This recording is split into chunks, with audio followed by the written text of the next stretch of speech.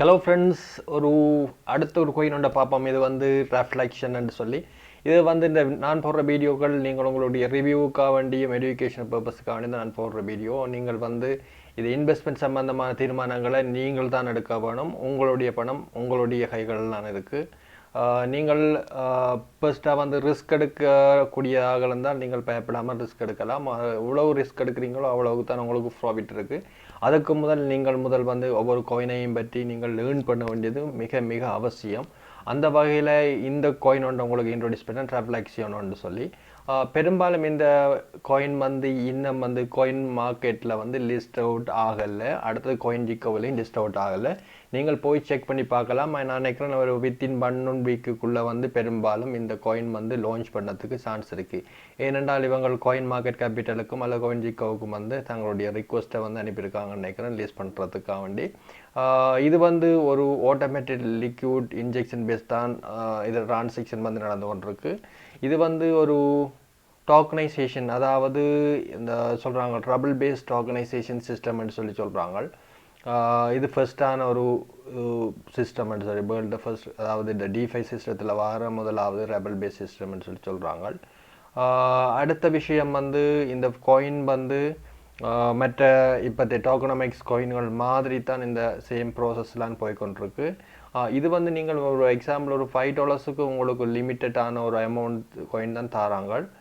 இதில் இனிஷியல் சப்ளையை வந்து 10% தான் தராங்க.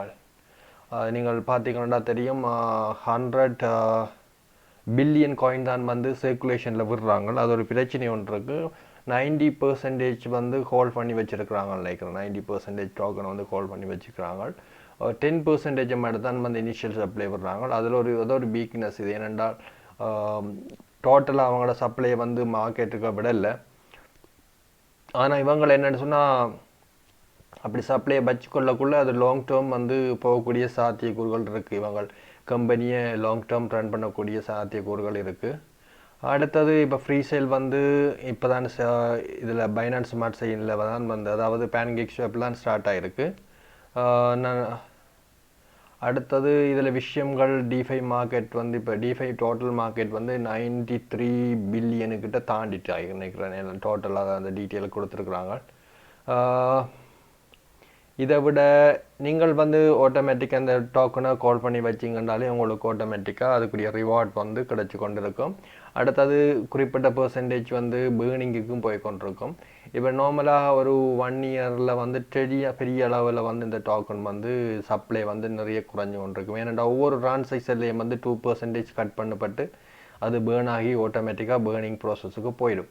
அடுத்தது இவங்க ரோட் மேப்பில் என்ன சொல்கிறாங்கன்னு பார்ப்போம். செகண்ட் குவார்ட்டரில் வந்து website launch, community building, taken presale, pancake shape அதெல்லாம் நடந்து கொண்டிருக்கு. இன்னும் காயின் ஜிக்கோவிலையும் காயின் மார்க்கெட்லேயும் லிஸ்ட் பண்ணப்படலை. அடுத்த செகண்டில் குவார்ட்டர் 3ல் வந்து கிவ்வே கொடுக்குறாங்க. கம்யூனிட்டி அதுக்குரிய அட்வர்டைஸ்மெண்ட் அதுகளை செய்கிறாங்க. அடுத்து NFT மார்க்கெட் பிளேஸும் NFT ஆப் டாப்ஸும் செய்யப்படுறாங்க.